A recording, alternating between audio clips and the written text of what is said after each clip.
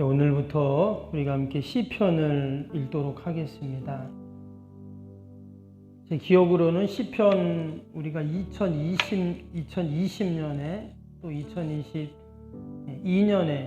새벽 기도회 때 우리가 시편을 읽었거든요. 두 번을 그렇게 읽었는데 제가 보니까 2년에 한 번씩 이렇게 우리가 시편을 읽으면 좋겠다 이런 생각이 듭니다. 신약 성경도 두 번을 봤습니다. 그죠? 신약도 두 번을 봤는데 우리가 구약은 예언서 빼고 또 한 번 봤어요. 예언서는 여러분들이 집에서 그렇게 꼭 읽으시기를 바랍니다. 제가 예전에 새벽 기도회 때 예언서를 한번 쭉 같이 또 이제 읽은 적이 있는데 예언서는 길죠 좀. 근데 읽어보니까 새벽에 뭐 다니엘서, 이사야서, 예레미야서 읽다 보면 예언서는 대부분 내용이 뭡니까? 심판에 대한 내용이거든요. 그래서 새벽에 이렇게 예언서를 읽으니까 조금 힘들더라고요. 그래서 새벽 기도회 때는 복음서 또 신약성경 또 시가서 이런 중심으로 읽고 예언서는 개인적으로 집에서 이렇게 또 읽고 묵상하시기를 바랍니다. 여러분 시편이 몇 편까지 있습니까? 150편까지 있어요. 우리가 주일 새벽은 또 안 하니까 한 달에 한 25번 정도 이제 새벽 기도 하는 거거든요. 그러면 150편이니까 딱 6개월 걸립니다. 그래서 이것도 상당히 시편이 긴데 그래도 시편은 너무나 귀한 말씀들이고 또 우리가 묵상하기 너무 좋은 말씀들이기 때문에 우리가 시편 150편, 그러니까 6개월인데 여러분 빠지지 마시고 내가 이 새벽 기도에 특별히 시편 말씀 같이 나눌 때는 한번 꼭 이 시편 1편에서 150편까지 한번 다 말씀 같이 붙잡겠다 하는 마음으로 우리가 시편을 같이 읽을 수 있기를 바랍니다. 시편을 일찍이 종교개혁자인 루터가 뭐라 그랬냐면 시편은 미니 바이블이다 이렇게 말을 했어요. 그러니까 성경 전체의 요약이 바로 시편이라는 거예요. 우리가 시편을 읽다 보면 그냥 시를 읽는 것 같고 또 기도문을 읽는 것 같지만 내용을 이렇게 보면은요 정말 성경을 요약한 내용들이에요. 천지 창조부터 또 율법을 받는 것 시내산에서 또 성전을 짓는 내용, 또 포로 생활하고 다시금 또 돌아오는 내용, 또 장차 오실 메시아 예수님에 대한 또 예언들, 이 시편에 이런 것들이 다 들어가 있거든요. 그래서 시편은 성경의 요약이다 이렇게 말하는 게 맞는 말이죠.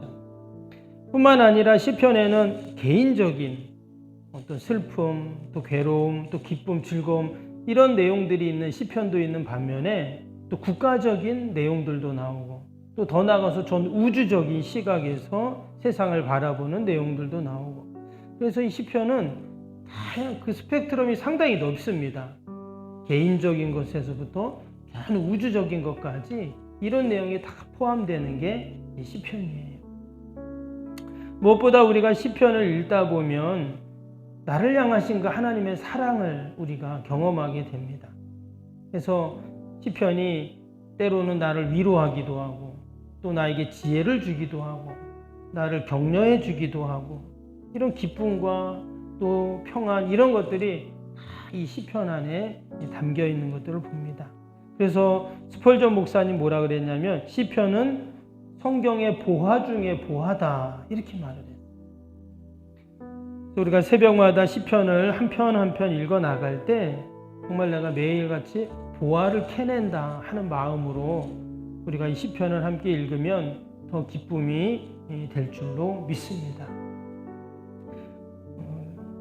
그 예배의 변천사를 보면은요, 우리가 지금 뭐 주일 낮 예배 때 이렇게 예배 드리는 순서들이 쭉 있잖아요.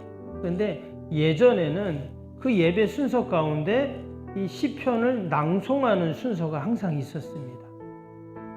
그러니까 예배를 드릴 때 시편을 한 편씩 읽는 거예요. 아니면 그것을 암송을 하는 겁니다. 그게 예배 순서에 꼭 들어가 있어요. 근데 우리는 지금 그런 게 없죠. 뭐 기도 있고 찬양 있고 말씀 설교 뭐 축복기도 이렇게 있지만 시편을 항상 읽지는 않잖아요. 그런데 여러분 교동문에 뭐가 있어요? 교동문에. 예. 교동문에 보면 대부분의 교동문 내용이 시편이거든요. 뭐 다른 것도 있지만 그래서 그것을 이제 대처하는 겁니다. 근데 예전에는 늘 시편이 그 안에 들어가 있어요. 시편송이라고 해서. 그만큼 이 시편이 귀하고 중요하다는 것을 우리에게 이야기하는 것이죠.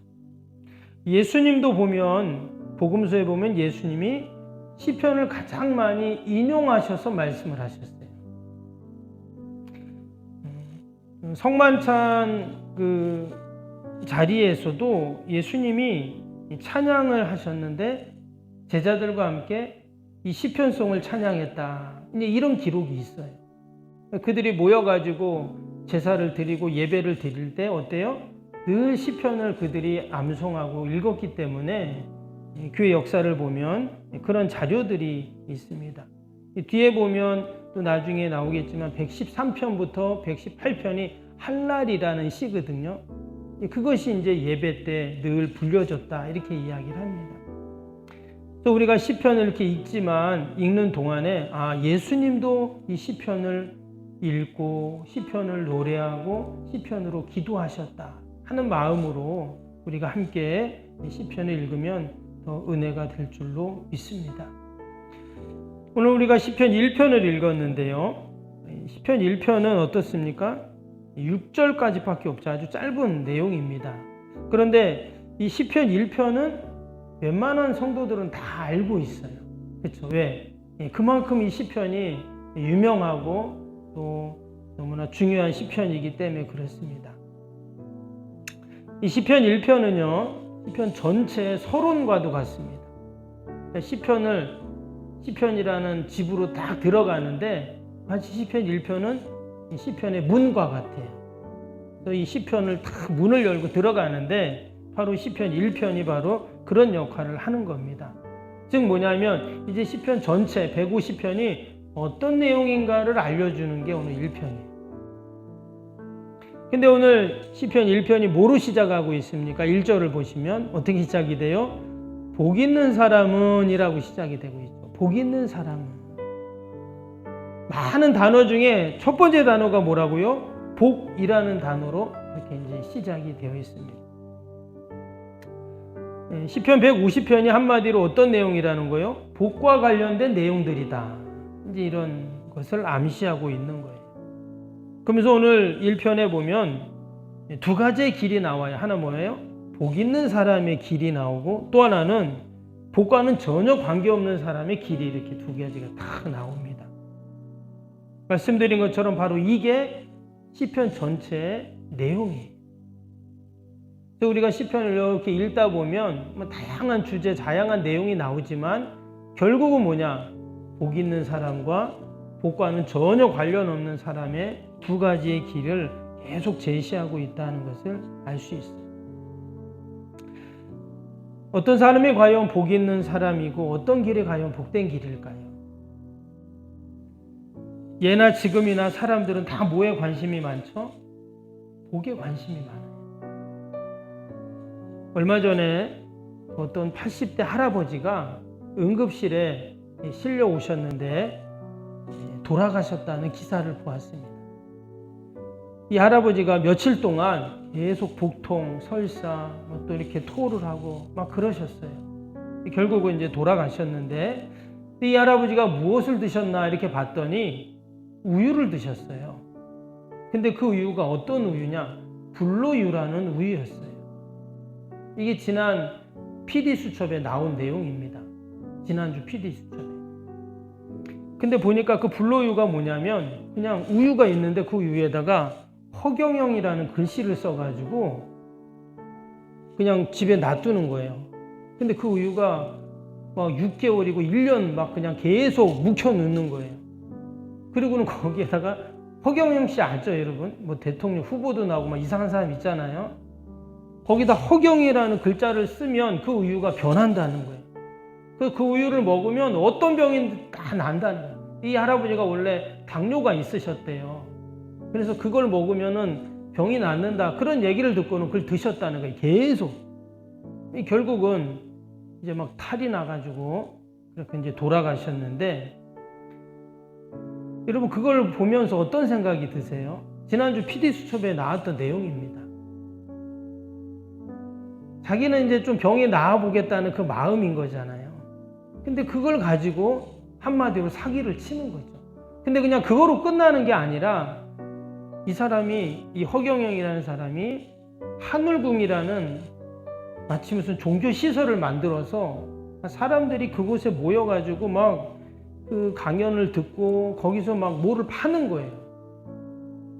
근데 뭘 파는가 또 봤더니 이런 명패를 팝니다. 그 명패에 자기 이름을 써가지고 이렇게 걸어 놓는데, 그 명패가 얼마냐면 하나에 3,000만 원이에요. 이제 그 명패를 쓰면은 참 희한한 게 뭐냐면, 그 명패를 쓰면 천국보다 더 좋은 곳에 간다는 거예요. 참 그런 거에 또 현혹되는 사람들이 있어요. 희한하죠. 근데 그 명패를 만든 사람이 지금까지 무려 18,000명이랍니다. 하나에 3,000만 원짜리예요. 그러면 450억이에요. 400억. 근데 거기도 끝나는 게 아니라 대천사라는 자격을 얻으면 신과 가까워질 수 있다 이래가지고, 또 어떤 사람들은 또 그것도 돈 주고 사야 되는데 그게 또 1억이래요. 근데 그거를 지금까지 산 사람이 200명이 넘는답니다. 그럼 200억이 넘잖아요. 야, 어떻게 세상에 이렇게 사기를 치는데 또 거기에 현혹되는 사람이 있을까? 참 너무 안타까운 일이죠. 근데 왜 이러는 일이 생기는가? 바로 사람들이 복을 원하기 때문에. 그걸 이용하는 거거든요. 여러분, 복을 주는 분은 누굽니까? 하나님이시잖아요. 그것을 모르는 거죠. 근데 오늘 시편 1편에는 그것을 분명하게 정확하게 기록을 하고 있어요. 어떤 사람이 복 있는 사람인지, 어떤 길이 복된 길인지, 누가 복을 주는지를 분명히 말씀을 하고 있다는 거예요. 오늘 2절을 다시 한번 보겠습니다. 복 있는 사람 어떤 사람이냐? 오직 여호와의 율법을 즐거워하여 그 율법을 주야로 묵상하는 도다. 여기 복 있는 사람 두 가지를 말했습니다. 복 있는 사람은 하나님의 말씀 때문에 즐거워하는 자. 그리고 또 그 말씀을 어떻게 해요? 늘 마음에 간직하고 묵상하는 사람이 진정 복 있는 사람. 결코 하나님은 돈 많은 사람, 세상에서 성공한 사람, 명예와 권력을 가진 사람, 세상에서 남부럽지 않게 사는 사람, 이런 사람이 복 있다고 말씀하지 않으셨어요. 어떤 사람이요? 내가 말씀 때문에 즐거워하는 사람이 복 있는 사람. 과연 내가 말씀 때문에 즐거워했던 적이 있나? 내가 성경을 읽으면서 또 목사님 설교를 들으면서 정말 내가 행복하고 즐거워했던 적이 있는가? 그렇다면 그분은 복 있는 분이 맞습니다. 여러분, 즐거워한다는 것은 최고의 그 기쁨이잖아요. 내가 그 말씀을 내 안에 간직해서 너무 좋아가지고 그런 거 있잖아요. 막 너무 기뻐가지고 막 즐거워하는 거. 이런 사람이 진정 복된 사람이다라는 거. 계속 그것을 생각하고, 이게 묵상이잖아요. 계속 생각하는 거. 그래서 1절에 뭐라 그랬냐면, 복 있는 사람은 악인들의 꾀를 따르지 아니하며 죄인들의 길에 서지 아니하며 오만한 자의 자리에 앉지 아니하고. 복 있는 사람은 늘 말씀을 생각하고 묵상하고 그 때문에 즐거워하니까 어때요? 하나님 말씀을 이제 잘 아는 거죠. 하나님 말씀을 아니까 하나님의 말씀이 가르치는 길로 가요. 악인들의 길, 죄인들의 길, 어때요? 오만한 자의 자리, 그쪽으로 절대 가지 않죠. 왜? 내가 하나님의 말씀의 길을 알고 있는데. 여러분, 사람들이 많은 길로 갑니다. 그 길이 옳은 길인지 뭐 아닌지도 생각도 안 하고 그냥 사람들이 많이 가면 그 길로 가요. 그러나 복 있는 사람은 어떻습니까? 아니에요.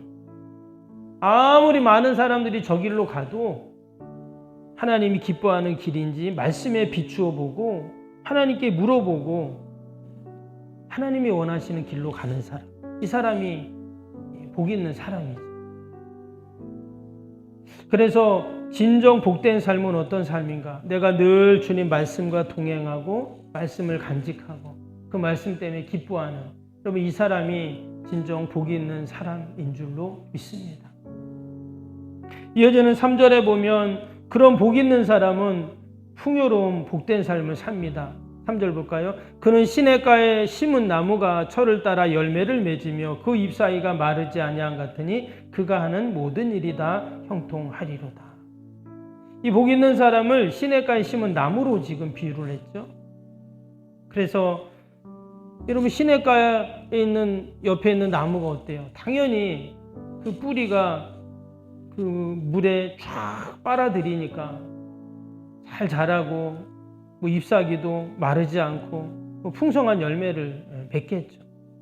근데 여기서 말하는 이 시냇가에 심은 나무라고 할 때 여러분 그 시냇가 그 물, 수분이 무엇을 말할까요? 전통적인 해석은 말씀을 말해요. 말씀. 그래서 우리가 하나님의 말씀에 뿌리를 내리고 그 말씀을 통해서 늘 하늘의 지혜를 얻고 또 하나님의 은혜를 공급받고 그 영적인 것을 늘 공급받을 때 그 생수의 강이 흘러내리니까 철을 따라 열매를 맺고 싱싱하게 되는 거죠. 오늘 마지막에 3절 후반절에 뭐라고 했어요? 그가 하는 모든 일이 다 형통하리로다. 이게 이제 복된 인생이 되는 겁니다. 오늘 하루도 저와 여러분이 여러분 복 있는 사람, 복된 길을 가는 은혜와 복이 있기를 축복합니다. 우리가 오늘도 이 새벽에 복된 자리에 왔잖아요. 예배 자리가 복된 자리고 말씀을 듣는 자리가 복된 자리입니다. 그래서 오늘 하루도 하나님께서 우리를 형통케 하시고 또 오늘 하루도 내가 기쁘고 즐거운 이 말씀 때문에 기쁘고 즐거운 여러분 그러한 삶을 사는 저와 여러분이 되시기를 주님의 이름으로 축복합니다. 우리 오늘 화요일 기도 함께 하겠습니다. 31번부터 45번까지 화요일 기도. 시공과 관련한 모든 인허가 절차가 순조롭게 진행되게 하옵소서. 아멘. 건축위원과 설계 및 시공사 간에 원활한 소통이 이루어지게 하옵소서. 아멘. 공사기간 동안 날씨와 모든 환경을 주장하셔서 공정에 차질이 없게 하옵소서. 아멘. 지역 주민들에게 불편함을 끼치지 않는 안전한 공법으로 건축되게 하옵소서. 아멘. 착공부터 완공에 이르기까지 지역사회와 긴밀한 우호관계를 유지하게 하옵소서. 아멘. 건설사와 건축사 또 시공사를 붙드시고 초심을 잃지 않고 잘 감당하게 하옵소서. 아멘. 공사기간 동안 안전사고나 불미스러운 일이 한 건도 발생하지 않게 하옵소서. 아멘. 성실하고 책임감 있는 감리로 건축의 시작과 끝이 완벽하게 진행되게 하옵소서. 아멘. 자재 품질 및 검수가 철저히 이루어지고 공사 일정이 지체되지 않게 하옵소서. 아멘. 최적의 공사기간과 공사비 절감을 위해 세밀한 업무가 이루어지게 하옵소서. 아멘.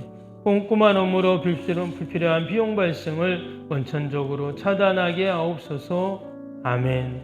건축에 필요한 모든 재정이 시기적절하게 잘 채워지게 하옵소서. 아멘. 입당에 이르기까지 모든 건축 과정의 재정의 집행이 어려움 없게 하옵소서. 아멘. 입당에 약정하고 드리는 성도들에게 복을 주셔서 간증이 넘치게 하옵소서. 아멘. 건축으로 인해 교회 사역이 위축되지 않도록 풍성한 재정으로 채워 주옵소서. 아멘. 예수님의 이름으로 기도합니다. 아멘. 사랑과 은혜가 충만하신 하나님 아버지, 우리가 오늘부터 시편을 함께 읽습니다. 시편을 통해서 하나님이 우리에게 주시는 은혜와 그 축복과 또 지혜와 용기를 얻어서 우리가 이 땅에서 늘 하나님 복된 삶을 사는 자가 되게 하여 주옵소서. 우리에게 복을 주시는 분은 오직 여호와 하나님이신 줄로 믿습니다. 우리가 늘 시냇가에 심은 나무처럼 열매를 맺게 하시고 주님이 주시는 그 은혜의 삶을 사는 저희들이 다 되게 하여 주옵소서. 늘 말씀을 붙잡게 하시고 말씀을 묵상하고 말씀 때문에 기쁘고 즐거운 저희들의 삶이 되게 하여 주옵소서. 그러한 믿음과 소망을 갖고 하나님 이 새벽에도 기도합니다. 나라 민족과 교회와 이웃과 또 아버지 새성정원초를 위해서 기도할 때마다 하나님 우리의 기도를 다 들으시고 선하게 인도하여 주옵소서. 오늘도 말씀 붙잡고 기도할 때 응답받고 돌아가는 복된 새벽이 되게 하여 주옵소서. 오늘 하루도 믿음으로 승리하게 하여 주옵소서. 감사하며 예수님의 이름으로 기도하옵나이다. 아멘. 하늘에 계신 우리 아버지, 아버지의 이름을 거룩하게 하시며 아버지의 나라가 오게 하시며 아버지의 뜻이 하늘에서와 같이 땅에서도 이루어지게 하소서. 오늘 우리에게 일용할 양식을 주시고 우리가 우리에게 잘못한 사람을 용서하여 준 것 같이 우리 죄를 용서하여 주시고 우리를 시험에 빠지지 않게 하시고 악에서 구하소서. 나라와 권능과 영광이 영원히 아버지의 것입니다. 아멘.